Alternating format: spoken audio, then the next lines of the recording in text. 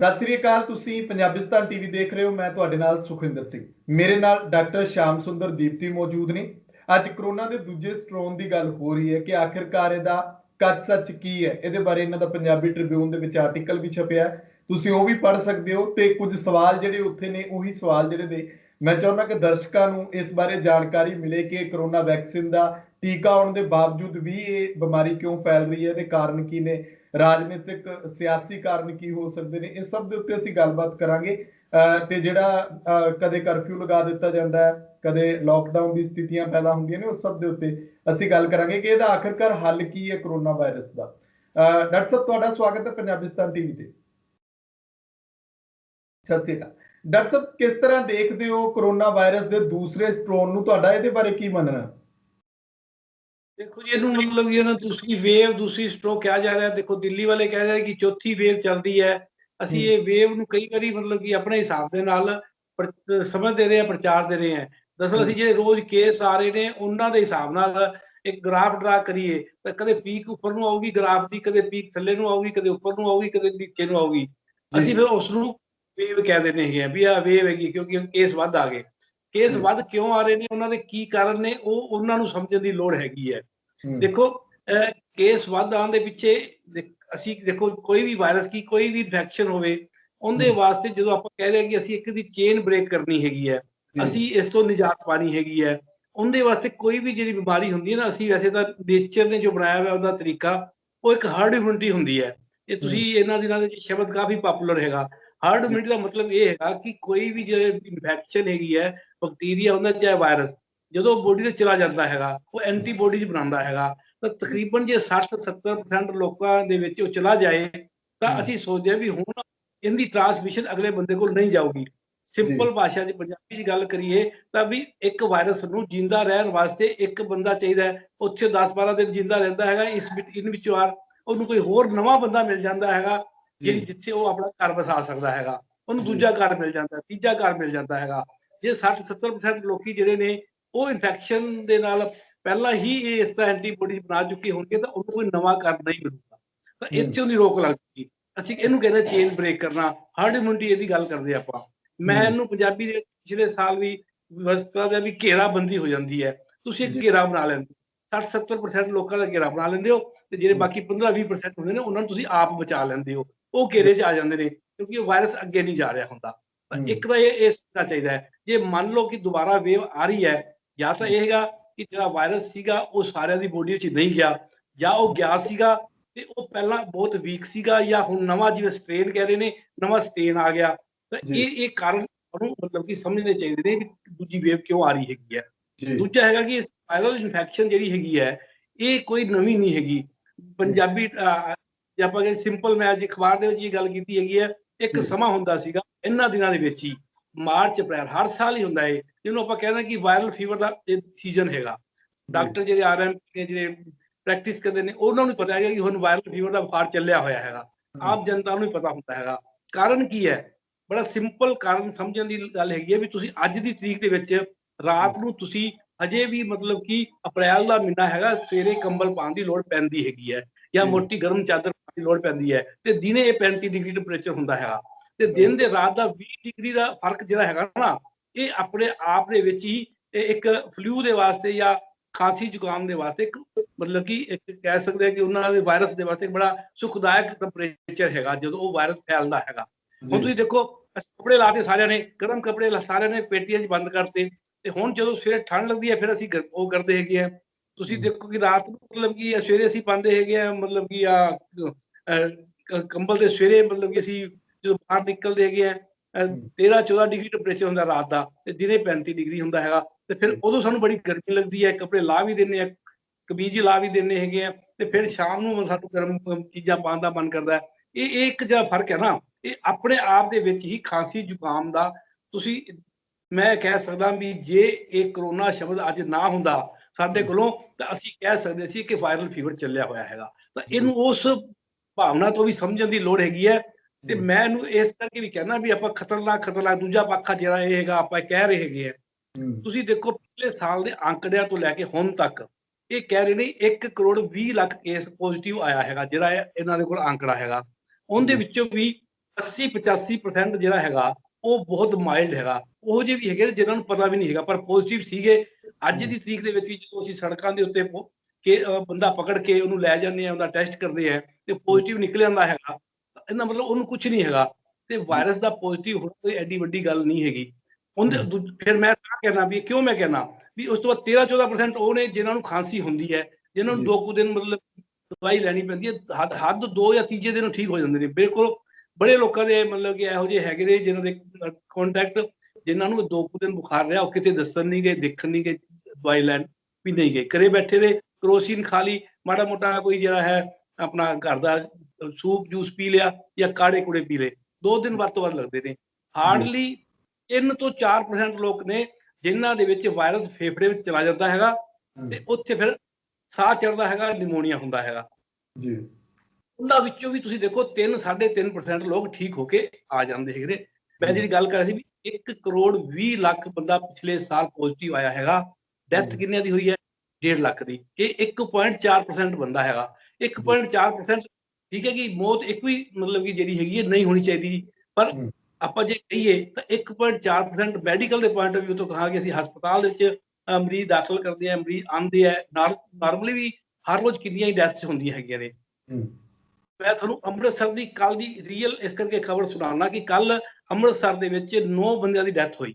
9 ਬੰਦਿਆਂ ਦੀ ਡੈਥ ਹੋਈ ਤੇ ਕੁਦਰਤੀ ਕੱਲ ਅੰਮ੍ਰਿਤਸਰ ਬੁਲੇਟਿਨ ਦੇ ਵਿੱਚ ਜਿਹੜਾ ਅੰਮ੍ਰਿਤਸਰ ਖਬਰਨਾਮੇ ਦੇ ਵਿੱਚ ਜਿਹੜਾ ਐਂਕਰ ਦੱਸ ਰਿਹਾ ਵੀ 9 ਬੰਦਿਆਂ ਦੀ ਡੈਥ ਹੋਈ ਤੇ 9 ਦੀ ਐਡਰੈਸ ਦੱਸ ਰਿਹਾ ਤੇ ਉਮਰ ਦੱਸ ਰਿਹਾ। 9 ਦੇ ਵਿੱਚੋਂ 8 ਬੰਦੇ ਜਿਹੜੇ ਨੇ ਸਾਰੇ 65 ਸਾਲ ਤੋਂ ਉੱਪਰ ਹੈ। ਇੱਕੋ ਹੀ ਬੰਦਾ ਸੀਗਾ ਜਿਹੜਾ 40 ਸਾਲ ਦੇ ਤੋਂ ਥੱਲੇ ਸੀਗਾ, 38 ਸਾਲ ਦਾ। ਤੁਸੀਂ ਹਿਸਾਬ ਲਾਓ, ਸਾਨੂੰ ਇਹ ਕਿਉਂ ਨਹੀਂ ਦੱਸਿਆ ਜਾਂਦਾ ਵੀ 1 ਕਰੋੜ 20 ਲੱਖ ਦੇ ਵਿੱਚੋਂ ਦੀ ਕਿੰਨੇ ਬੰਦੇ ਨੇ ਜਿਹੜੇ ਬਿਲਕੁਲ ਨਾਰਮਲ ਨੇ, ਜਿਹੜੇ ਮਰੇ ਵੀ ਨੇ। ਉਹਨਾਂ ਮਰਨ ਵਾਲਿਆਂ ਦੀ ਕਿੰਨੇ ਦੀ ਕਿੰਨੀ ਉਮਰ ਹੈ, ਕੀ ਉਹ ਆਏ ਸੀਗੇ, ਉਹਨਾਂ ਨੂੰ ਸ਼ੂਗਰ ਸੀ, ਉਹਨਾਂ ਨੂੰ ਕੈਂਸਰ ਸੀ, ਉਹਨਾਂ ਨੂੰ ਕੋਈ ਦਿਲ ਦੀ ਬਿਮਾਰੀ ਸੀ, ਕੋਈ ਨਾ ਕੋਈ ਬਿਮਾਰੀ ਵਾਸਤੇ ਦਵਾਈ ਆਲਰੇਡੀ ਖਾ ਰਹੇ ਸੀ। ਇਹ ਦੱਸੋ ਕਿ ਜਿਹੜਾ ਤੁਸੀਂ ਕਿਹਾ ਕਿ 65 ਸਾਲ ਦੀ ਉਮਰ ਤੋਂ ਵੱਧ ਵਾਲਿਆਂ ਦਾ ਅੰਕੜਾ ਜਿਹੜਾ ਆ ਉਹ ਮੌਤ ਦੀ ਗਿਣਤੀ ਉਧਰ ਦਰ ਵੱਧਾ, ਤੇ ਉਹਨਾਂ ਦੇ ਠੀਕ ਹੋਣ ਦੇ ਚਾਂਸ ਕਿਸ ਹੱਦ ਤੱਕ ਨੇ? ਜਿਵੇਂ ਹੁਣ ਲਾ ਲਓ ਕਿ ਕਿਸੇ ਨੂੰ ਕਰੋਨਾ ਵਾਇਰਸ ਹੋਇਆ ਤੇ ਉਹ ਕੁਝ ਦਿਨ ਬੁਖਾਰ ਚੱਲਿਆ, ਫਿਰ ਉਹਨੇ ਖੰਘ ਚੱਲੀ, ਤੇ ਉਸ ਤੋਂ ਬਾਅਦ ਕਿੰਨੇ ਕੁ ਦਿਨ ਉਹਦੇ ਸਰੀਰ ਦੇ ਵਿੱਚ ਰਹਿੰਦਾ ਤੇ ਕਦੋਂ ਖਤਮ ਹੁੰਦਾ? ਦੇਖੋ, ਇੱਕ ਵਾਇਰਸ ਦਾ ਅਸੀਂ ਇਹਨੂੰ ਕਹਿੰਦੇ ਕਿ ਵਾਇਰਸ ਜਿਹੜੇ ਨੇ ਇਹਨੂੰ ਸੈਲਫ ਲਿਮਿਟਿੰਗ ਡਿਜ਼ੀਜ਼ ਕਹਿੰਦੇ ਹੈਗੇ ਆ। ਜਦੋਂ ਅਸੀਂ ਕਿਸੇ ਦੇ ਜਦੋਂ ਪੋਜ਼ਿਟਿਵ ਆਂਦਾ ਹੈਗਾ, ਅਸੀਂ ਸੋਚਦੇ ਵੀ ਇਹਦੇ ਅੰਦਰ ਵਾਇਰਸ ਹੈਗਾ, ਅਸੀਂ ਉਹਨੂੰ ਵੱਧ ਤੋਂ ਵੱਧ 14 ਦਿਨ ਹੀ ਦੇਖਦੇ ਆ ਨਾ। ਇਹਦਾ ਮਤਲਬ ਤੁਸੀਂ ਲਾ ਲਓ ਮੈਕਸਿਮਮ 14 ਦਿਨ, 2 ਹਫ਼ਤੇ ਦਾ ਪੀਰੀਅਡ ਹੈ ਉਹਦੀ ਬੋਡੀ ਦੇ ਵਿੱਚ ਉਹਨੇ ਰਹਿਣਾ ਹੈਗਾ। ਜੇ ਮਤਲਬ ਕਿ ਮਾਈਲਡ ਜਾਂ ਮੋਡਰੇਟ ਕੋਈ ਮੱਧਮ ਜੀ ਮਤਲਬ ਕਿ ਖਾਂਸੀ ਜ਼ੁਕਾਮ ਹੋਇਆ ਹੈਗਾ, ਬੁਖਾਰ ਚੱਲ ਰਿਹਾ ਹੈਗਾ, ਫਿਰ ਵੀ ਵੱਧ ਤੋਂ ਵੱਧ ਉਹ 2 ਹਫ਼ਤਿਆਂ ਦੇ ਵਿੱਚ ਜਿਹੜਾ ਹੈਗਾ ਨਾ ਉਹਨੂੰ ਮਤਲਬ ਕਿ ਰਹੂਗੀ। ਥੋੜੀ ਤਕਲੀਫ 2 ਕੁ ਦਿਨ ਰਹਿੰਦੀ ਹੈ, ਫਿਰ ਹੌਲੀ ਹੌਲੀ ਘਟ ਜਾਂਦੀ ਹੈ। ਕਮਜ਼ੋਰੀ ਆਪਾਂ ਜਿਵੇਂ ਆਮ ਬੁਖਾਰ ਨਾਲ ਹੁੰਦੀ ਹੈ ਉਹ ਹੁੰਦੀ ਹੈਗੀ ਹੈ। ਤੁਸੀਂ ਦੇਖੋ ਵੀ ਮੌਤ ਦਾ ਮੈਂ ਇੱਕ ਗੱਲ ਕਹਿੰਦਾ ਰਿਹਾ ਹੈਗਾ, ਹਜੇ ਵੀ ਕਹਿਣਾ ਵੀ ਸਾਡੇ ਜਿਹੜੇ ਮੀਡੀਆ ਹੈਗਾ ਉਹਨੂੰ ਇੱਕ ਲਾਈਨ ਚਲਾਣੀ ਚਾਹੀਦੀ ਹੈ ਵੀ ਤੁਹਾਨੂੰ ਜੇ ਪੋਜ਼ਿਟਿਵ ਆ ਗਿਆ ਹੈਗਾ ਤਾਂ ਤੁਹਾਨੂੰ ਘਬਰਾਉਣ ਦੀ ਕੋਈ ਲੋੜ ਨਹੀਂ ਹੈਗੀ, ਇਹਤਿਆਤ ਵਰਤੋ। ਮਤਲਬ ਜਿਹੜੀ ਆਪਾਂ ਗੱਲ ਕੀਤੀ ਸੀ ਵੀ ਇਹ 1.4% ਡੈਥ ਰੇਟ ਹੈ, ਤਾਂ ਦੂਜੇ ਪਾਸੇ ਤੁਸੀਂ ਦੇਖੋ ਵੀ ਲੋਕਾਂ ਨੂੰ ਪੋਜ਼ਿਟਿਵ ਵੇ ਨਾਲ ਦੱਸਣ ਵੀ ਤੁਹਾਡੀ 98.6% ਸੰਭਾਵਨਾ ਹੈਗੀ ਠੀਕ ਹੋਣ ਦੀ। ਜੇ ਤੁਸੀਂ ਇਸ ਢੰਗ ਨਾਲ ਪੇਸ਼ ਕਰਾਂਗੇ ਤਾਂ ਇੱਕ ਪੋਜ਼ਿਟਿਵ ਮੈਸੇਜ ਆਉਂਦਾ ਹੈ ਵੀ ਬਹੁਤੀ ਘਬਰਾਉਣ ਦੀ ਲੋੜ ਨਹੀਂ ਹੈਗੀ, ਇਹਤਿਆਤ ਵਰਤੋ। ਪਰ ਤੁਸੀਂ ਜੇ ਪੋਜ਼ਿਟਿਵ ਹੋ ਵੀ ਗਏ ਹੋ ਤਾਂ ਤੁਹਾਡੇ 98.6% ਚਾਂਸਿਸ ਨੇ ਬਿਮਾਰੀ ਤੋਂ ਠੀਕ ਹੋਣ ਦੇ, ਵਾਪਸ ਆਉਣ ਦੇ, ਜੇ ਤੁਸੀਂ ਦਾਖਲ ਵੀ ਹੋ ਜਾਂਦੇ ਹੈਗੇ ਹੋ। ਤਾਂ ਇਸ ਤਰ੍ਹਾਂ ਦਾ ਮੈਸੇਜ ਹੈ ਜਦੋਂ ਕਿ ਅਸੀਂ ਚੁਣਿਆ ਇਸ ਦਾ ਇਲਾਜ ਕੀਤਾ ਜਾ ਸਕਦਾ। ਜੇ ਲਾ ਲਓ ਕਿ ਬੁਖਾਰ ਹੋ ਗਿਆ, ਸਰੀਰ 'ਚ ਕਮਜ਼ੋਰੀ ਬਹੁਤ ਜ਼ਿਆਦਾ ਹੋ ਜਾਂਦੀ ਹੈ, ਉਹ ਓਵਰ ਏਜ ਵਾਲਿਆਂ ਦੀ ਗੱਲ ਹੈ, 65 ਸਾਲ ਤੋਂ ਉੱਤੇ ਵਾਲਿਆਂ ਦੀ ਗੱਲ ਹੈ ਜਿਹੜੀ। ਹਾਂਜੀ, 65 ਸਾਲ ਦੇ ਉੱਪਰ ਵਾਲਿਆਂ ਦੀ ਗੱਲ ਵੀ ਹੈ। ਦੇਖੋ ਉਹਦੇ ਵਿੱਚ ਵੀ ਜਿਹੜੀ ਇੱਕ ਚੀਜ਼ ਹੋਰ ਜਿਹੜੀ ਇੱਥੇ ਸਮਝਣ ਦੀ ਕੋਸ਼ਿਸ਼ ਕੀਤੀ ਹੈ ਕਿਤੇ ਕਿਤੇ ਹੋਈਆਂ ਨੇ। ਦੇਖੋ ਇੱਕ ਬੰਦੇ ਨੂੰ ਸ਼ੂਗਰ ਹੈਗੀ ਹੈ, ਅਸੀਂ ਉਹਨੂੰ ਮਤਲਬ ਕਿ ਲੈ ਕੇ ਹਸਪਤਾਲ ਵਿੱਚ ਕੋਈ ਵੀ ਬੰਦਾ ਜਾਂ ਕਿਤੇ ਵੀ ਕਿਸੇ ਭਾਵੇਂ ਪ੍ਰਾਈਵੇਟ ਜਾਂ ਸਰਕਾਰੀ ਹਸਪਤਾਲ 'ਚ ਕੋਈ ਵੀ ਦਾਖਲ ਹੁੰਦਾ, ਪਹਿਲਾਂ ਆਉਂਦਾ ਕੋਵਿਡ ਟੈਸਟ ਹੁੰਦਾ ਹੈਗਾ, ਉਹ ਕੋਵਿਡ ਪੋਜ਼ਿਟਿਵ ਹੈਗਾ, ਅਸੀਂ ਉਹਨੂੰ ਕੋਵਿਡ ਪੋਜ਼ਿਟਿਵ ਸੋਚ ਕੇ ਤੇ ਉਹਨੂੰ ਕੋਵਿਡ ਵਾਰਡ ਵਿੱਚ ਪਾਤਾ ਜਾਂ ਮਤਲਬ ਕਿ ਉਹਦਾ ਵੱਖਰਾ ਮਤਲਬ ਕੀ ਕਰਤਾ। ਹੁਣ ਅਸੀਂ ਇਲਾਜ ਸ਼ੁਰੂ ਕਰਤਾ ਕੋਵਿਡ ਦਾ, ਅਸੀਂ ਉਹਦੇ ਨੇੜੇ ਤੇੜੇ ਲੈ ਕੇ ਚੱਲ ਗਏ, ਆਕਸੀਜਨ ਹੋਰ ਜੋ ਸਮਾਨ ਚਾਹੀਦਾ ਹੈਗਾ ਰੱਖਿਆ, ਠੀਕ ਵਧੀਆ ਗੱਲ ਹੈਗੀ ਹੈ, ਉਹ ਤਿਆਰੀ ਹੋਣੀ ਚਾਹੀਦੀ ਹੈ। ਪਰ ਅਸੀਂ ਜਿਹੜੀ ਮੁੱਖ ਗੱਲ ਹੋਰ ਹੈਗੀ ਹੈ ਵੀ ਜਿਸ ਉਹ ਡਾਇਬਟੀਜ਼ ਨਾਲ ਮਤਲਬ ਕਿ ਲੜ ਰਿਹਾ ਹੈਗਾ, ਡਾਇਬਟੀਜ਼ ਨੇ ਉਹਦੀ ਜਿਹੜੀ ਬੋਡੀ ਕਮਜ਼ੋਰ ਕੀਤੀ ਵੀ ਹੈ, ਇਮਿਊਨਿਟੀ ਕਮਜ਼ੋਰ ਕੀਤੀ ਵੀ ਹੈ, ਜਾਂ ਕੋਈ ਕੈਂਸਰ ਦਾ ਮਰੀਜ਼ ਹੈਗਾ ਤੇ ਕੈਂਸਰ ਦੀਆਂ ਦਵਾਈਆਂ ਖਾ ਰਿਹਾ ਤੇ ਉਹਦੀ ਬੋਡੀ ਕਮਜ਼ੋਰ ਹੋਈ ਹੈ ਦਵਾਈਆਂ ਖਾ ਖਾ ਕੇ, ਅਸੀਂ ਉਹਨਾਂ ਦੇ ਪ੍ਰਤੀ ਧਿਆਨ ਨਹੀਂ ਦਿੰਦੇ। ਇਹ ਦੇਖਣ ਚ ਆਇਆ ਕਿ ਸਭ ਤੋਂ ਵੱਧ ਜਿਹੜੀ ਡੈਥ ਹੋ ਰਹੀ ਹੈ ਉਹ ਡਾਇਬਟੀਜ਼ ਪੇਸ਼ੈਂਟ ਦੀ ਹੋ ਰਹੀ ਹੈ, ਕਿਉਂਕਿ ਕੋਈ ਵੀ ਇਨਫੈਕਸ਼ਨ ਇਹ ਨਹੀਂ ਹੈ ਕਿ ਆਮ ਮਤਲਬ ਕਿ ਤੁਹਾਡਾ ਪੇਟ ਖਰਾਬ ਹੋ ਜਾਏ ਕਿਸੇ ਡਾਇਬਟਿਕ ਬੰਦੇ ਦਾ, ਚਾਹੇ ਕੋਈ ਇਨਫੈਕਸ਼ਨ ਹੋਵੇ, ਸਕਿਨ ਤੇ ਕੋਈ ਪੁੰਸੀ ਫੋੜਾ ਹੋ ਜਾਏ, ਉਹਦੀ ਬਲੱਡ ਸ਼ੂਗਰ ਇੱਕਦਮ ਵੱਧ ਜਾਂਦੀ ਹੈਗੀ ਹੈ। ਉਸ ਵਕਤ ਉਹਦੀ ਬਲੱਡ ਸ਼ੂਗਰ ਨੂੰ ਨਾਰਮਲ ਰੱਖਣਾ ਬਹੁਤ ਜ਼ਿਆਦਾ ਜ਼ਰੂਰੀ ਹੈ ਜੇ ਇਨਫੈਕਸ਼ਨ ਠੀਕ ਕਰਨੀ ਹੈ। ਜੇ ਤੁਸੀਂ ਕੋਵਿਡ ਦਾ ਇਲਾਜ ਕਰ ਲੋਗੇ, ਜਿੰਨਾ ਵਧੀਆ ਤੋਂ ਵਧੀਆ ਮਰਜ਼ੀ ਕਰ ਲਓ, ਜੇ ਉਸ ਦੀ ਬਲੱਡ ਸ਼ੂਗਰ ਕੰਟਰੋਲ 'ਚ ਨਹੀਂ ਹੈਗੀ, ਤੁਸੀਂ ਉਸ ਬੰਦੇ ਨੂੰ ਬਹੁਤੀ ਲੰਮਾ ਸਮਾਂ ਬਚਾ ਨਹੀਂ ਸਕਦੇ। ਤਾਂ ਇਸ ਕਰਕੇ ਜਿਹੜੀ ਚੀਜ਼ ਇੱਥੇ ਨਿਗਲੈਕਟ ਹੋਈ ਹੈਗੀ ਹੈ ਆਮ ਤੌਰ ਦੇ ਉੱਤੇ, ਉਹ ਹੈਗੀ ਹੈ ਵੀ ਜਿਹੜੀ ਉਹਦੀ ਮੇਨ ਜਿਹੜੀ ਪ੍ਰਾਇਮਰੀ ਬਿਮਾਰੀ ਹੈਗੀ ਹੈ, ਜਿਸ ਨਾਲ ਉਹ ਪਹਿਲਾਂ ਪੀੜਤ ਸੀਗਾ, ਹੁਣ ਉਹਨੂੰ ਕਰੋਨਾ ਹੋ ਗਿਆ, ਅਸੀਂ ਉਸ ਦੇ ਪ੍ਰਤੀ ਧਿਆਨ ਨਹੀਂ ਦਿੱਤਾ, ਜਿਸ ਕਰਕੇ ਜਿਹੜੀਆਂ ਡੈਥਸ ਹੋ ਰਹੀਆਂ ਨੇ ਉਹ ਹੋਰ ਘਟ ਸਕਦੀਆਂ ਸੀਗੀਆਂ। ਜੇ 15 ਕੁ ਦਿਨ ਤੁਸੀਂ ਜਿਹੜਾ ਆਪਣੇ ਆਪ ਨੂੰ ਕੁਆਰੰਟਾਈਨ ਕਰ ਲਓ ਜਾਂ ਉਹਨੂੰ ਮਤਲਬ ਕਿ ਕਹਿ ਦਿੱਤਾ ਕਿ ਘਰ ਦੇ ਵਿੱਚ ਰਹੋ ਜਾਂ ਹਸਪਤਾਲ 'ਚ ਇਲਾਜ ਕਰਾਓ, ਕਿ 15 ਦਿਨਾਂ ਬਾਅਦ ਫਿਰ ਦੁਬਾਰਾ ਫਿਰ ਕਰੋਨਾ ਦੀ ਰਿਪੋਰਟ ਕੋਈ ਪੋਜ਼ਿਟਿਵ ਆ ਜਾਂਦੀ ਹੈ, ਜਾਂ ਕਰੋਨਾ ਬਿਲਕੁਲ ਸਰੀਰ ਚੋਂ ਖਤਮ ਹੁੰਦਾ ਹੈ ਜਾਂ ਨਹੀਂ ਹੁੰਦਾ? ਨਹੀਂ ਦੇਖੋ, ਕੋਰੋਨਾ ਦੇਖੋ ਮੈਂ ਤਾਂ ਕਹਿੰਦਾ ਇੱਕ ਵਾਇਰਸ ਹੈਗਾ। ਵਾਇਰਸ ਮਤਲਬ ਕਿ ਸਾਡੇ এনवायरमेंट ਦਾ, ਸਾਡੀ ਬੋਡੀ ਦਾ ਹਿੱਸਾ ਹੈਗੇ ਹੈ।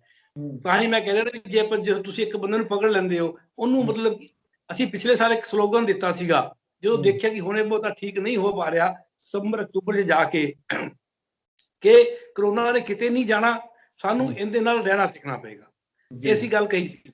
ਜੇ ਮਤਲਬ ਇਹਨੇ ਕਿਤੇ ਨਹੀਂ ਜਾਣਾ ਤਾਂ ਇਹਦਾ ਮਤਲਬ ਇਹ ਸਾਡੇ ਆਲੇ ਦੁਆਲੇ ਹੈਗਾ। ਫਿਰ ਜੇ ਉਹ ਹੈਗਾ ਕਿਤੇ ਤਾਂ ਹਵਾ ਵਿੱਚ ਤਾਂ ਰਹਿੰਦਾ ਨਹੀਂ, ਜਾਂ ਉਹ ਤੁਹਾਡੇ ਨੱਕ 'ਚ ਹੋਊਗਾ ਜਾਂ ਤੁਹਾਡੇ ਗਲੇ 'ਚ ਹੋਊਗਾ, ਕਿਤੇ ਸਰੀਰ ਦੇ ਅੰਦਰ ਹੋਊਗਾ। ਫਿਰ ਜੇ ਤੁਸੀਂ ਟੈਸਟ ਕਰੋਗੇ ਤੇ ਜੇ ਉਹ ਆਲੇ ਦੁਆਲੇ ਫਿਰਦਾ ਹੈ ਤੇ ਪੋਜ਼ਿਟਿਵ ਆ ਗਿਆ ਹੈਗਾ, ਤਾਂ ਫਿਰ ਹੁਣ ਕਿਉਂ ਘਬਰਾ ਰਹੇ ਆਪਾਂ? ਅਸੀਂ ਇਸ ਨੂੰ ਕਹੀਏ ਨਾ ਵੀ ਹੈਗਾ, ਕੋਈ ਗੱਲ ਨਹੀਂ, ਹੁਣ ਇਹਦਾ ਰਹਿਣਾ ਸਿੱਖੋ। ਇਹ ਗੱਲ ਅਸੀਂ ਫਿਰ ਹੁਣ ਆਪਣੀ ਮਰਜ਼ੀ ਦੇ ਨਾਲ ਆਪਣੀ ਮਰਜ਼ੀ ਦੇ ਨਾਲ ਇਹਨੂੰ ਆਪਾਂ ਮੋਲਡ ਕਰ ਲਿਆ ਵੀ ਹੁਣ ਤੁਸੀਂ ਪੋਜ਼ਿਟਿਵ ਹੋ, ਤੁਸੀਂ ਬੜੇ ਖਤਰਨਾਕ ਹੋ ਗਏ ਹੋ, ਤੁਸੀਂ ਬੰਦੇ ਬੜੇ ਖਤਰਨਾਕ ਹੋ ਗਏ ਹੋ, ਤੁਸੀਂ ਹੁਣ ਘਰੇ ਰਹੋ, ਤੁਸੀਂ 14 ਦਿਨ ਬਾਹਰ ਨਹੀਂ ਨਿਕਲਣਾ, ਤੁਸੀਂ ਇਹ ਕਰੋ ਉਹ ਕਰੋ। ਹੁਣ ਲੋਕਾਂ ਨੇ ਦੂਜੇ ਪਾਸੇ ਵੀ ਦੇਖ ਲਿਆ ਵੀ ਜਿੱਥੇ ਮਤਲਬ ਕਿ ਹੁਣ ਸਿਆਸੀ ਡਰਾਮਾ ਹੈਗਾ, ਜਿੱਥੇ ਰੈਲੀਆਂ ਹੋ ਰਹੀਆਂ ਨੇ, ਜਿੱਥੇ ਇਲੈਕਸ਼ਨ ਹੋ ਰਿਹਾ ਹੈਗਾ, ਉੱਥੇ ਇਹ ਕੋਈ ਮਤਲਬ ਕਿ ਇਹਨਾਂ ਮੈਨੇ ਨਹੀਂ ਰੱਖਦੇ। ਹਿਸਾਬ ਲਗਾ ਲਓ ਵੀ ਪੋਲੀਟੀਸ਼ੀਅਨਸ ਦੇ ਹੱਥ ਦੇ ਵਿੱਚ ਇੱਕ ਲੱਡੂ ਆਇਆ ਹੋਇਆ ਹੈਗਾ ਤੇ ਜਿਹਨੂੰ ਉਹ ਥੋੜਾ ਥੋੜਾ ਭੁਰ ਕੇ ਖਾਂਦੇ ਆ, ਜਿੱਥੇ ਉਹਦਾ ਦਿਲ ਕਰਦਾ ਇਹਨੂੰ ਇਸਤੇਮਾਲ ਕਰ ਲੈਂਦੇ ਆ ਵੀ ਆਪਾਂ ਇੱਥੇ ਹੁਣ ਲਾਕਡਾਊਨ ਲਾ ਦੇਣਾ। ਹੁਣ ਅਸੀਂ ਜਿਵੇਂ ਕਹ ਲਓ ਡਰਾਵਾ ਦੇਣਾ ਹੈਗਾ ਵੀ ਜੇ ਤੁਸੀਂ ਨਹੀਂ ਸੁਧਰੇ ਤਾਂ ਅਸੀਂ ਲਾਕਡਾਊਨ ਲਾ ਦਾਂਗੇ। ਵੀ ਮੈਨੂੰ ਮੈਂ ਕਹਿੰਦਾ ਵੀ ਜੇ ਲਾਕਡਾਊਨ ਦੇ ਨਾਲ ਫਾਇਦਾ ਹੁੰਦਾ ਹੋਵੇ ਤਾਂ ਜ਼ਰੂਰ ਲਾਇਆ ਜਾਵੇ, ਪਰ ਜੇ ਫਾਇਦਾ ਨਹੀਂ ਹੋ ਰਿਹਾ ਫਿਰ ਲੋਕਾਂ ਨੂੰ ਪਰੇਸ਼ਾਨ ਕਿਉਂ ਕੀਤਾ ਜਾ ਰਿਹਾ? ਜਾਗਰੂਕ ਕਰਨਾ ਚਾਹੀਦਾ, ਲੋਕਾਂ ਨੂੰ ਦੱਸਣਾ ਚਾਹੀਦਾ ਕਿ ਕਿੱਦਾਂ ਬਚਿਆ ਜਾਏ।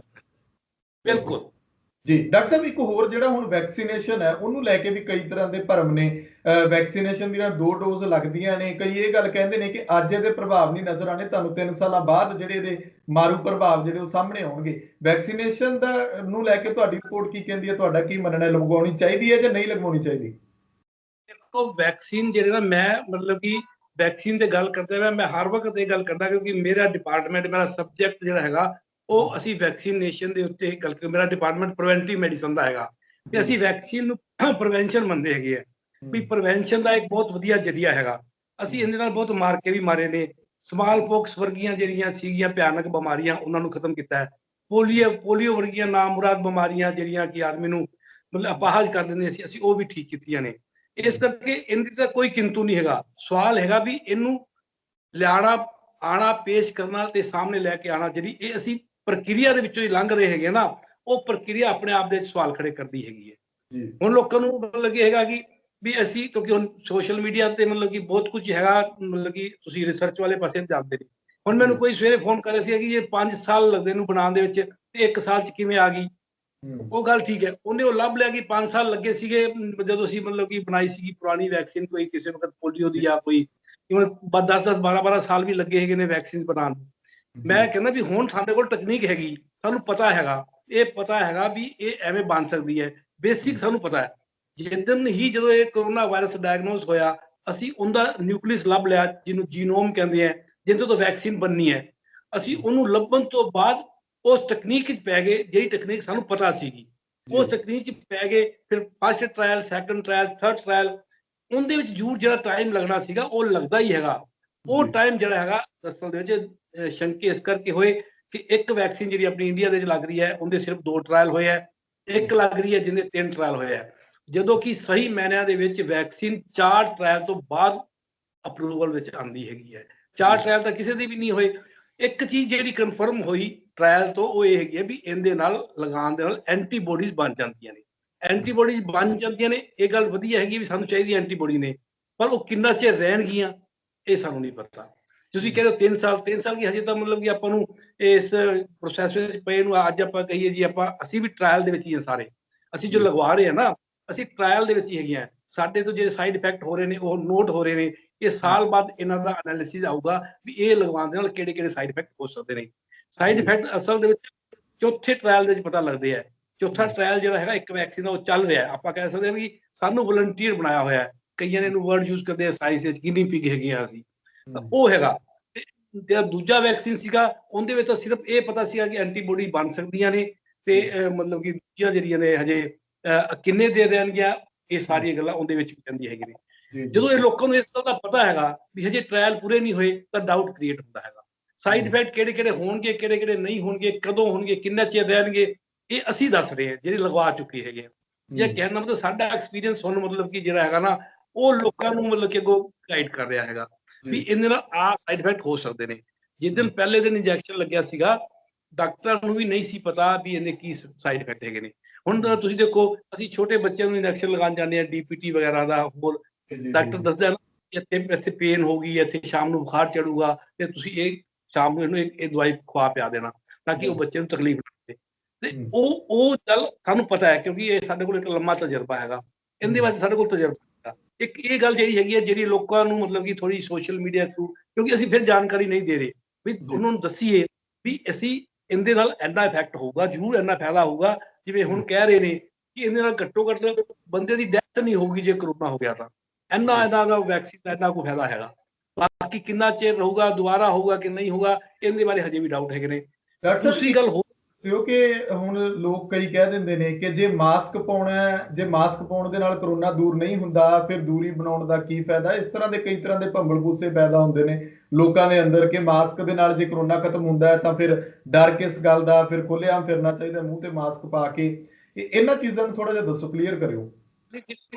ਕਨਫਿਊਜ਼ਨ ਜਾਂ ਤਾਂ ਮਤਲਬ ਇਹਨਾਂ ਨੇ ਸਾਰਾ ਆਪਾਂ ਕਹਿ ਸਕਦੇ ਹਾਂ ਕਿ ਪਹਿਲੇ ਦਿਨ ਤੋਂ ਹੀ ਪਿਛਲੇ ਸਾਲ ਤੋਂ ਲੈ ਕੇ ਹੁਣ ਤੱਕ 1.25 ਸਾਲ ਹੋ ਗਿਆ, ਕਨਫਿਊਜ਼ਨ ਤਾਂ ਸਾਰਾ ਮਤਲਬ ਕਿ ਬਣਾ ਕੇ ਰੱਖਿਆ। ਸਭ ਤੋਂ ਵੱਡਾ ਕਾਰਨ ਇਹ ਹੈਗਾ ਵੀ ਤੁਸੀਂ ਦੇਖ ਲਓ ਕਿ ਪਹਿਲੇ ਦਿਨ ਤੋਂ ਲੈ ਕੇ ਅੱਜ ਤੱਕ ਚਾਹੇ ਵੈਕਸੀਨ ਦੀ ਗੱਲ ਹੋਈ, ਆਪਣੇ ਬਿਮਾਰੀ ਦੀ ਗੱਲ ਹੋਈ, ਬਿਮਾਰੀ ਦੇ ਬਚਾਅ ਦੀ ਗੱਲ ਹੋਈ, ਉਸ ਤੋਂ ਬਾਅਦ ਟ੍ਰੀਟਮੈਂਟ ਦੀਆਂ ਗੱਲਾਂ ਹੋਈਆਂ, ਪਲਾਜ਼ਮਾ ਥੈਰੇਪੀ ਆਈ, ਵਿੱਚੋਂ ਦੀ ਕਈ ਦਵਾਈਆਂ ਦੇ ਟ੍ਰਾਇਲ ਹੋਏ, ਫਿਰ ਵੈਕਸੀਨ ਦੀ ਗੱਲ ਆਈ। ਸੋ ਮਤਲਬ ਕਿ ਤੁਸੀਂ ਦੇਖ ਲਓ ਕੌਣ ਬੋਲ ਰਿਹਾ, ਮੀਡੀਆ ਬੋਲ ਰਿਹਾ ਜਾਂ ਪੋਲੀਟੀਸ਼ੀਅਨਸ ਬੋਲ ਰਹੇ ਨੇ ਜਾਂ ਮਤਲਬ ਕਿ ਸਾਡੀ ਐਡਮਿਨਿਸਟ੍ਰੇਸ਼ਨ ਬੈਠ ਕੇ ਮੀਟਿੰਗਾਂ ਕਰ ਰਹੀ ਹੈ, ਡੀਸੀ ਬੁਲਾ ਰਿਹਾ ਸਾਰਿਆਂ ਨੂੰ ਵੀ ਤੁਸੀਂ ਆਹ ਕਰਨਾ ਹੈਗਾ। ਮਤਲਬ ਕਿ ਡਾਕਟਰ ਗਾਇਬ ਹੈਗੇ ਆ। ਤੁਸੀਂ ਦੇਖ ਲਓ ਵੀ ਕਿਤੇ ਵੀ ਵੱਡੇ ਚੰਗੇ ਚੈਨਲ ਦੇ ਉੱਤੇ ਕਿਸੇ ਵੀ ਮੈਡੀਕਲ ਡਾਕਟਰ ਨੇ ਆ ਕੇ ਮਤਲਬ ਕਿ ਕੋਈ ਹਦਾਇਤ ਕੋਈ ਆਪਣੇ ਮੂੰਹ ਨਹੀਂ ਦੱਸੀ। ਹੁਣ ਤੁਸੀਂ ਗੱਲ ਕਿ ਵੈਕਸੀਨ ਬਾਰੇ ਮੇਰੇ ਕੋਲ ਰੋਜ਼ ਆਉਂਦੇ ਫੋਨ ਆਉਂਦੇ ਆ ਵੀ ਅੱਜ ਆਰਟੀਕਲ ਛਪਿਆ ਹੈਗਾ ਵੀ ਵੈਕਸੀਨ ਲਗਵਾਈਏ ਕਿ ਨਾ ਲਗਵਾਈਏ, ਤੁਸੀਂ ਦੱਸੋ ਸਾਡੇ ਤੇ ਵਿਸ਼ਵਾਸ ਹੈਗਾ। ਜਿਨ੍ਹਾਂ ਤੇ ਵਿਸ਼ਵਾਸ ਹੈਗਾ ਉਹ ਬੋਲ ਨਹੀਂ ਰਹੇ। ਮੈਂ ਨਹੀਂ ਕਿਹਾ ਕਿ ਮੇਰੇ ਇਕੱਲੇ ਡਾਕਟਰ ਤੇ, ਮੇਰਾ ਕਹਿਣ ਦਾ ਮਤਲਬ ਵੀ ਜੇ ਡਾਕਟਰ ਬੋਲੇਗਾ ਉਹਦੇ ਤੋਂ ਵੱਧ ਵਿਸ਼ਵਾਸ ਹੈਗਾ ਤੇ ਡਾਕਟਰ ਕੋਈ ਨਹੀਂ ਬੋਲ ਰਿਹਾ। ਸਾਡਾ ਡਾਇਰੈਕਟਰ ਬੋਲੇ, ਸਾਡਾ ਡਾਇਰੈਕਟਰ ਦਿੱਲੀ ਦਾ ਡਾਇਰੈਕਟਰ ਜਨਰਲ ਬੋਲੇ, ਹੈਲਥ ਮਿਨਿਸਟਰ ਸਾਡਾ ਡਾਕਟਰ ਹੈਗਾ ਹਰਸ਼ਵਰਧਨ, ਉਹ ਵੀ ਨਹੀਂ ਬੋਲ ਰਿਹਾ। ਜੇ ਕਿਤੇ ਮਾੜਾ ਮੋਟਾ ਉਹ ਵੀ ਦੂਜੀਆਂ ਪੋਲੀਟੀਕਲ ਹਦਾਇਤਾਂ ਦੇਣ ਵਾਸਤੇ ਹੀ ਉਹ ਗੱਲ ਕਰਦੇ ਹੈਗੇ ਹਰਸ਼ਵਰਧਨ। ਉਹਨਾਂ ਨੇ ਵੀ ਇਹਦੀ ਅਥੈਂਟਿਸਿਟੀ ਦੇ ਉੱਤੇ ਵੀ ਇਹਦੇ ਮੈਂ ਕਹਿੰਦਾ ਵੀ ਦੇਖੋ ਤੁਸੀਂ ਦੱਸੋ ਕਿ ਬਹੁਤ ਇਫੈਕਟਿਵ ਹੈ, ਬਹੁਤ ਇਫੈਕਟਿਵ ਹੈਗਾ, ਵਧੀਆ ਗੱਲ ਹੈਗੀ, ਆਪਾਂ ਸਾਰੇ ਕਹਿੰਦੇ ਨਾਲ ਇਹ ਦੱਸਣ ਚ ਕੀ ਹਰਜ ਹੈਗਾ ਵੀ ਇੱਕ ਦਿਨ ਬੁਖਾਰ ਚੜੂਗਾ, ਕੋਈ ਹਰਜ ਨਹੀਂ, ਥੋੜਾ ਜਿਹਾ ਸਹਿ ਲਓ ਤੁਸੀਂ। ਲੋਕੀ ਤਿਆਰ ਨੇ, ਕਿਉਂਕਿ ਉਹਨੂੰ ਪਤਾ ਹੋਵੇ, ਸੱਚਾਈ ਪਤਾ ਹੋਵੇ, ਉਹ 1-2 ਦਿਨ ਬੁਖਾਰ ਸਹਿਣ ਨੂੰ, ਉਹਨਾਂ ਦੇ ਮਸਲ ਪੇਨ ਨੂੰ, ਜੇ ਮਤਲਬ ਕਿ ਬੋਡੀ ਦੇ ਦਰਦ ਹੁੰਦੇ ਨੇ ਉਹ ਤਿਆਰ ਹੁੰਦੇ ਆ। ਹੁਣ ਵੀ ਤਾਂ ਉਹ ਲਗਵਾਉਣ ਤੋਂ ਬਾਅਦ ਜੋ ਕੁਝ ਵੀ ਹੋ ਰਿਹਾ ਹੈਗਾ ਉਹਨੂੰ ਸਹਿ ਰਹੇ ਹੈਗੇ ਨੇ। ਸੱਚਾਈ ਦੱਸਣ ਦੀ ਗੱਲ ਹੈ, ਸੱਚਾਈ ਦਾ ਇੱਕ ਬਹੁਤ ਅਲੱਗ ਅਸਰ ਹੁੰਦਾ ਹੈਗਾ। ਮਤਲਬ ਕਿ ਅਸੀਂ ਦੇਖਦੇ ਕਿ ਪੋਲੀਟੀਸ਼ੀਅਨ ਜਿਹੜੇ ਨੇ ਨਾ ਮਤਲਬ ਕਿ ਉਹ ਆਪਣਾ ਮਤਲਬ ਕਿ ਸਗੋਂ ਚੀਜ਼ਾਂ ਵੇਚਣ ਤੇ ਲੱਗੇ ਹੋਏ। ਲੱਗਦਾ ਹੈ ਕਿ ਜਿਵੇਂ ਨਾ ਮਤਲਬ ਕਿ ਵੈਕਸੀਨ ਦਾ ਬ੍ਰਾਂਡ ਐਂਬੈਸਡਰ ਸਾਡੇ ਚੀਫ ਮਿਨਿਸਟਰ, ਸਾਡੇ ਪ੍ਰਾਈਮ ਮਿਨਿਸਟਰ ਹੁੰਦੇ ਆ। ਉਹ ਮੈਂ ਕੇਜਰੀਵਾਲ ਦੀ ਐਡ ਆ ਰਹੀ ਹੈਗੀ ਹੈ ਕਿ ਵੀ ਮੈਂ ਕੇਜਰੀਵਾਲ, ਮੈਂ ਡਾਇਬਟਿਕ ਹੈਗਾ, ਮੈਂ ਵੀ ਟੀਕਾ ਲਵਾਇਆ, ਚਲੋ ਇੱਥੋਂ ਤੱਕ ਵੀ ਠੀਕ ਹੈ। ਮੇਰੇ ਮਾਂ ਪਿਓ ਬਜ਼ੁਰਗ ਨੇ, ਉਹਨਾਂ ਨੂੰ ਵੀ ਟੀਕਾ ਲਵਾਇਆ, ਉਹਨਾਂ ਦੋਹਾਂ ਦੀ ਫੋਟੋ ਆ ਰਹੀ ਹੈ, ਲੱਗ ਰਹੀ ਹੈ, ਇੰਜੈਕਸ਼ਨ ਲੱਗ ਰਿਹਾ। ਮਤਲਬ ਕਿ ਉਹ ਆਪ ਨੂੰ ਤਾਂ ਵੇਚ ਰਿਹਾ ਹੈਗਾ, ਮਾਂ ਪਿਓ ਨੂੰ ਵੀ ਵੇਚ ਰਿਹਾ ਹੈਗਾ। ਮੈਂ ਤਾਂ ਇਹ ਸਮਝਦਾ ਜਦੋਂ ਉਹ ਮਸ਼ਹੂਰੀ ਕਰ ਰਿਹਾ ਵੀ ਤੁਸੀਂ ਇਹ ਟੀਕਾ ਲਵਾਉਣ ਵਾਸਤੇ ਡਰਦੇ ਕਿਉਂ ਪਏ ਹੋ। ਤਾਂ ਕਹਿਣ ਦਾ ਮਤਲਬ ਇਹ ਹੈਗਾ ਵੀ ਇੱਥੇ ਤੁਸੀਂ ਸਮਝਾਓ ਡਾਕਟਰ ਬੋਲੇ, ਡਾਕਟਰ ਦੱਸੇ ਵੀ ਆਹ ਇਹਦੀਆਂ ਮਤਲਬ ਕਿ ਫਾਇਦੇ ਆ, ਆਹ ਇਹਦੇ ਨੁਕਸਾਨ ਵੀ ਹੈਗੇ ਆ। ਆਪਾਂ ਡਾਕਟਰ ਕੋਈ ਸਾਹਿਬ ਹੋਰ ਗੱਲ ਥੋੜੀ ਜਿਹੀ ਅਖੀਰ ਦੇ ਵਿੱਚ ਮੈਨੂੰ ਕਲੀਅਰ ਕਰਕੇ ਦੱਸਿਓ ਕਿ ਕਈ ਵਾਰੀ ਇਦਾਂ ਹੁੰਦਾ ਹੈ ਕਿ ਕਿਤੋਂ ਰਿਪੋਰਟ ਪੋਜ਼ਿਟਿਵ ਆ ਰਹੀ ਹੈ, ਕਿਤੋਂ ਨੈਗੇਟਿਵ ਆ ਰਹੀ ਹੈ। ਆਪਾਂ ਪਿੱਛੇ ਦੇਖਿਆ ਇੱਕ ਮੰਤਰੀ ਸਾਹਿਬ ਦੀ ਰਿਪੋਰਟ ਜਿਹੜੇ ਵਿਧਾਨ ਸਭਾ ਜਾਣਾ ਸੀ ਪ੍ਰਾਈਵੇਟ ਤੋਂ ਜਿਹੜੀ ਉਹ ਨੈਗੇਟਿਵ ਆਈ, ਬਾਹਰੋਂ ਜਿਹੜੀ ਸਰਕਾਰੀ ਤੋਂ ਕਰਾਈ ਉਹ ਪੋਜ਼ਿਟਿਵ ਆਈ। ਇਹ ਵੀ ਭੰਬਲ ਭੂਸਾ ਇੱਕ ਪਰਿਵਾਰਾਂ ਦੇ ਵਿੱਚ ਹੁੰਦਾ ਹੈ ਕਿ ਜੇ ਇੱਕ ਪਰਿਵਾਰ ਦਾ ਮੈਂਬਰ ਪੋਜ਼ਿਟਿਵ ਹੈ ਤਾਂ ਇੱਕ ਅੱਧਾ ਕੋਈ ਹੋਰ ਨਿਕਲ ਆਉਂਦਾ, ਜਦ ਕਿ ਉਹਦੇ ਵਿੱਚ ਕੋਈ ਲੱਛਣ ਇਹੋ ਜਿਹੇ ਨਹੀਂ ਹੁੰਦੇ। ਨਹੀਂ, ਮੈਂ ਕਹਿੰਦਾ ਕਿ ਬਗੈਰ ਲੱਛਣਾਂ ਤੋਂ 80 ਤੋਂ 85% ਜਿਹੜੀ ਮੈਂ ਗੱਲ ਕੀਤੀ ਹੈ 80 ਤੋਂ 85% ਦੇ ਵਿੱਚੋਂ ਦੀ ਬਹੁਤ ਸਾਰੇ ਇਹੋ ਜਿਹੇ ਨੇ ਜਿਨ੍ਹਾਂ ਨੂੰ ਕੋਈ ਸਿੰਪਟਮ ਨਹੀਂ ਹੈਗਾ। ਜਿਹੜਾ 12-13% ਨੇ ਜਿਨ੍ਹਾਂ ਨੂੰ ਮਾਈਲਡ ਸਿੰਪਟਮ ਹੈਗੇ ਨੇ, ਗਲਾ ਖਰਾਸ਼ ਹੈਗੀ ਹੈ, ਖਾਂਸੀ ਹੈਗੀ ਸੁੱਕੀ ਤੇ ਜਾਂ ਬੁਖਾਰ ਚੜਦਾ ਹੈਗਾ ਜਾਂ ਥੋੜੀ ਬਹੁਤੀ ਬੋਡੀ 'ਚ ਵੀਕਨੈਸ ਹੈਗੀ ਹੈ। ਉਹ ਵੀ 2 ਕੁ ਦਿਨ ਰਹਿੰਦੀ ਹੈ, ਤੀਜੇ ਚੌਥੇ ਦਿਨ ਆਪਣੇ ਆਪ ਠੀਕ ਹੋ ਜਾਂਦੀ ਹੈ। ਥੋੜੀ ਜਿਹੀ ਦਵਾਈ ਲੈਣੀ ਪੈਂਦੀ ਹੈ। ਇਲਾਜ ਥੋੜਾ ਜਿਹਾ ਦੱਸ ਦਿਓ ਜਾਂਦੇ ਜਾਂਦੇ ਕਿ ਮੁੱਢਲਾ ਇਲਾਜ ਕੀ ਹੈ। ਜਿਵੇਂ ਮੰਨ ਲਓ ਕਿ ਘਰੇ ਤੁਸੀਂ ਕਿਹਾ ਕਿ ਕਰੋਸਿਨ ਵਗੈਰਾ ਖਾ ਲਈ, ਉਹ ਕਿਸ ਤਰ੍ਹਾਂ ਇਲਾਜ ਘਰੇ ਬਹਿ ਕੇ ਕਰ ਸਕਦੇ ਨੇ ਜੇ ਕੋਈ ਆਪਣੀ ਦਵਾਈ ਨਿੱਕੀ ਮੋਟੀ ਭਾਵੇਂ ਜਦੋਂ ਤੱਕ ਜਿਹੜੀ ਸਰਕਾਰੀ ਹੈਲਪ ਨਹੀਂ ਪਹੁੰਚਦੀ ਤਾਂ ਕਿਸ ਤਰ੍ਹਾਂ ਆਪਣਾ ਰਿਕਵਰ ਹੋ ਸਕਦੇ ਨੇ ਇਸ ਤੋਂ? ਇਹਦੇ ਵਾਸਤੇ ਕੋਈ ਹਜੇ ਉਸ ਤਰ੍ਹਾਂ ਦੀ ਦਵਾਈ ਤਾਂ ਹੈ ਨਹੀਂ। ਹੱਡ ਪੈਰ ਟੁੱਟਦੇ ਆ ਜਾਂ ਬੁਖਾਰ ਚੜਦਾ ਹੈਗਾ, ਦੋਹਾਂ ਦੇ ਵਾਸਤੇ ਇੱਕੋ ਹੀ ਇਲਾਜ ਹੈਗਾ ਕਿ ਪੈਰਾਸੀਟਾਮੋਲ ਦੀ ਗੋਲੀ, ਕਰੋਸਿਨ ਦੀ ਜਾਂ ਡੋਲੋ ਦੀ ਗੋਲੀ ਜਿਹੜੀ ਹੈਗੀ ਹੈ ਉਹ ਲਈ ਜਾ ਸਕਦੀ ਹੈਗੀ ਹੈ। ਤੇ ਕੁਝ ਮਤਲਬ ਕਿ ਗਰਮ ਚੀਜ਼ਾਂ ਨੇ ਜਿਹੜੀਆਂ ਪੀਣ ਵਾਲੀਆਂ, ਅਸੀਂ ਚਾਹ ਵੀ ਕਹਿ ਸਕਦੇ ਹਾਂ, ਮਤਲਬ ਕਿ ਗ੍ਰੀਨ ਟੀ ਵੀ ਕਹਿ ਸਕਦੇ ਹਾਂ। ਜੇ ਕੋਈ ਸਾਡੇ ਮਲੱਠੀ ਤੇ ਦਾਲਚੀਨੀ, ਇਲਾਇਚੀ ਹੈਗੀ ਹੈ, ਇਹਨਾਂ ਨੂੰ ਉਬਾਲ ਕੇ ਵੀ ਉਹਨਾਂ ਗਰਮ ਪਾਣੀ ਪੀ ਸਕਦੇ ਹੈਗੇ ਆ। ਇਹਦੇ ਨਾਲ ਵੀ ਜਿਹੜਾ ਗਲੇ ਦਾ ਸੁੱਕੀ ਖਾਂਸੀ ਹੈ ਉਹ ਠੀਕ ਹੋ ਸਕਦੀ ਹੈ। ਦੁੱਧ ਵਗੈਰਾ ਪੀਤਾ ਜਾ ਸਕਦਾ, ਕਈ ਕਹਿੰਦੇ ਦੁੱਧ ਨਹੀਂ ਪੀਣਾ। ਨਹੀਂ, ਕੋਈ ਗੱਲ ਨਹੀਂ, ਦੁੱਧ ਸਭ ਕੁਝ ਪੀਤਾ ਜਾ ਸਕਦਾ, ਕੋਈ ਮਨਾਹੀ ਕੋਈ ਚੀਜ਼ ਦੀ ਨਹੀਂ ਹੈਗੀ ਹੈ। ਮਤਲਬ ਕਿ ਸਿਰਫ ਤੇ ਸਿਰਫ ਦੱਸੀ ਜਾਂਦਾ ਕਿ ਜੇ ਤੁਹਾਨੂੰ ਸਿੰਪਟਮ ਹੈਗੇ ਨੇ, ਹੱਡ ਪੈਰ ਟੁੱਟਦੇ ਨੇ ਜਾਂ ਤੁਹਾਨੂੰ ਬੁਖਾਰ ਚੜਦਾ, ਉਹਦੇ ਵਾਸਤੇ ਤੁਸੀਂ ਕਰੋਸਿਨ ਦੀ ਗੋਲੀ, ਪੈਰਾਸੀਟਾਮੋਲ ਦੀ ਗੋਲੀ ਜਾਂ ਕੋਈ ਵੀ ਇਸ ਤਰ੍ਹਾਂ ਦੀ ਕੋਈ ਗੋਲੀ ਲੈ ਸਕਦੇ ਹੈਗੇ ਹੋ। ਇਹੋ ਜਿਹੇ ਲੱਛਣ ਕੋਰੋਨਾ ਦੀ ਰਿਪੋਰਟ ਪੋਜ਼ਿਟਿਵ ਆਵੇ ਜਾਂ ਜੋ ਲੱਛਣ ਸਾਹਮਣੇ ਆਉਣ ਤਾਂ ਕੀ ਨਹੀਂ ਕਰਨਾ ਚਾਹੀਦਾ ਉਹ ਵੀ ਦੱਸ ਦਿਓ। ਇਹ ਕੀ ਨਹੀਂ ਕਰਨ ਦੀ ਗੱਲ ਤਾਂ ਜਿਹੜੀ ਹੈਗੀ ਹੈ, ਦੇਖੋ ਮੈਂ ਪਹਿਲਾਂ ਹੀ ਤੁਹਾਨੂੰ ਕਿਹਾ ਕਿ ਜਦੋਂ ਅਸੀਂ ਵਾਇਰਲ ਫੀਵਰ ਦੀ ਗੱਲ ਕਰਦੇ ਸੀਗੇ ਪਹਿਲਾਂ ਵੀ ਘਰਾਂ ਦੇ ਵਿੱਚ, ਜਦੋਂ ਪਿਛਲੇ ਸਾਲਾਂ ਤੋਂ ਇੱਕ ਆਮ ਫਲੂ ਤੇ ਕਿਸੇ ਨੂੰ ਵੀ ਜ਼ੁਕਾਮ ਹੋਇਆ ਹੋਵੇ ਉਹ ਖੁਦ ਹੀ ਕਹਿੰਦਾ ਹੈਗਾ ਕਿ ਵੀ ਮੈਂ ਥੋੜਾ ਪਰੇ ਹੋ ਕੇ ਬੈਠਦਾ, ਮੈਨੂੰ ਜ਼ੁਕਾਮ ਹੋਇਆ ਹੋਇਆ ਵੀ ਤੁਹਾਨੂੰ ਨਾ ਹੋ ਜੇ। ਪਰਿਵਾਰ ਦੇ ਵਿੱਚ ਵੀ, ਦਫ਼ਤਰਾਂ ਦੇ ਵਿੱਚ ਵੀ ਕੋਈ ਜਾਂਦਾ ਸੀਗਾ, ਉਹ ਆਪ ਹੀ ਅਸੀਂ ਹੱਥ ਨਹੀਂ ਸੀ ਮਿਲਾਉਂਦੇ, ਯਾਰ ਮੇਰੇ ਨਾਲ ਹੱਥ ਨਾ ਮਿਲਾ, ਅੱਜ ਮੈਨੂੰ ਥੋੜਾ ਜਿਹਾ ਵਾਇਰਲ ਫੀਵਰ ਹੋਇਆ ਹੋਇਆ ਜਾਂ ਮੈਨੂੰ ਜ਼ੁਕਾਮ ਹੋਇਆ ਹੋਇਆ ਹੈਗਾ। ਤਾਂ ਉਹੀ ਇਹਤਿਆਤ ਨੇ ਥੋੜੇ ਜਿਹੇ ਵੀ, ਤਾਂ ਕਿ ਅਸੀਂ ਸੋਚਦੇ ਵੀ ਸਾਡੀ ਬੋਡੀ 'ਚ ਵਾਇਰਸ ਹੈਗਾ, ਦੂਜੇ ਬੰਦੇ ਨੂੰ ਅਸੀਂ ਮਤਲਬ ਕਿ ਉਹਨੂੰ ਨਾ ਟ੍ਰਾਂਸਮਿਟ ਕਰ ਸਕੀਏ। ਉਸ ਟਾਈਮ ਤੇ ਅਸੀਂ ਮਤਲਬ ਕਿ ਰੁਮਾਲ ਵੀ ਇਸਤੇਮਾਲ ਕਰ ਸਕਦੇ ਹਾਂ, ਜਦੋਂ ਖਾਂਸੀ ਛਿੱਕ ਆਉਂਦੀ ਹੈ ਮਾਸਕ ਪਾ ਸਕਦੇ ਹਾਂ, ਕੋਈ ਹਰਜ ਨਹੀਂ ਹੈਗਾ ਉਸ ਵਕਤ। ਮਤਲਬ ਕਿ ਮਾਸਕ ਜਿਹੜਾ ਹੈਗਾ ਸਗੋਂ ਆਮ ਬੰਦੇ ਪਾਣੋ, ਜਿਹਨੂੰ ਮਤਲਬ ਕਿ ਇਸ ਤਰ੍ਹਾਂ ਸਿੰਪਟਮ ਹੈਗੇ ਨੇ ਉਹ ਪਾਵੇ ਤਾਂ ਉਹ ਦੂਜੇ ਬੰਦੇ ਨੂੰ ਬਚਾ ਸਕਦਾ ਹੈ। ਜੀ ਸ਼ੁਕਰੀਆ ਡਾਕਟਰ ਸਾਹਿਬ, ਬਹੁਤ ਬਹੁਤ ਧੰਨਵਾਦ ਸਮਾਂ ਦੇਣ ਲਈ।